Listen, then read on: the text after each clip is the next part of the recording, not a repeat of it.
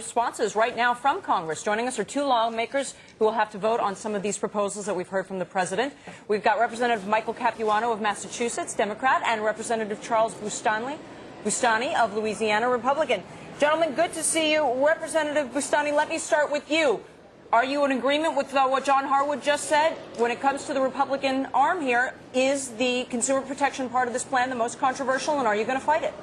Well, we're just starting to look at the proposal, and let me say that we have to have regulatory reform, but we want to do it in a responsible way so that it doesn't constrict economic growth.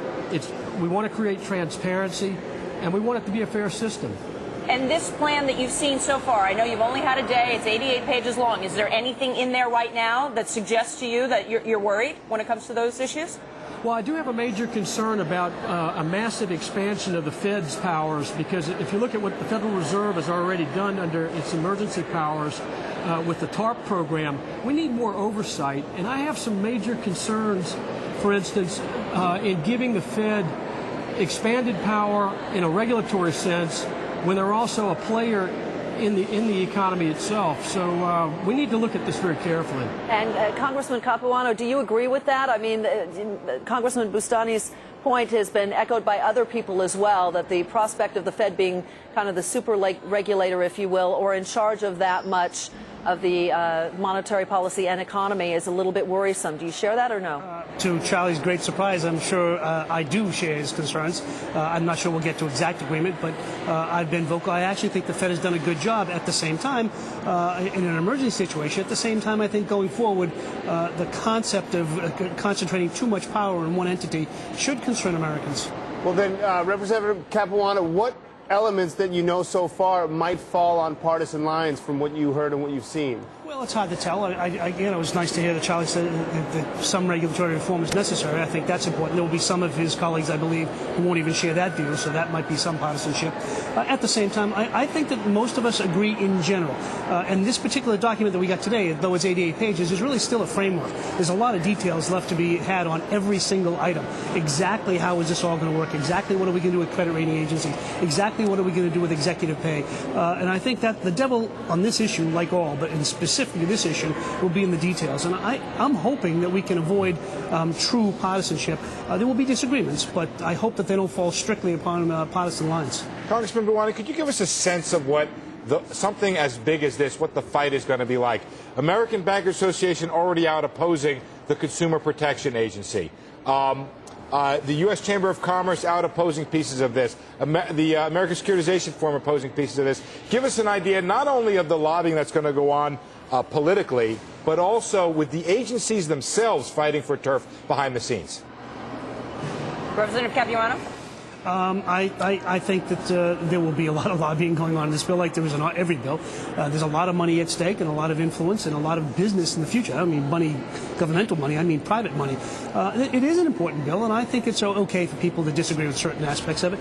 But I will tell you that I think there is a strong consensus here that we have to tighten up the regulatory rules around this place, and I think we will do it. Exactly how we will do it, I think that's open to discussion. I'm a little surprised anybody would come out strongly opposed to certain aspects thus far. Congressman Boustany, is there anybody left to stand up for Wall Street in Congress right now, or are they just going to be like a piece of weed in the current and go where the current takes them? Well, what we need is we need to really be thoughtful about how we go about doing this with improving the regulatory environment. I think the American public is tired of bailouts, rightfully so, and I believe also we don't want to see the federal government picking winners and losers in this.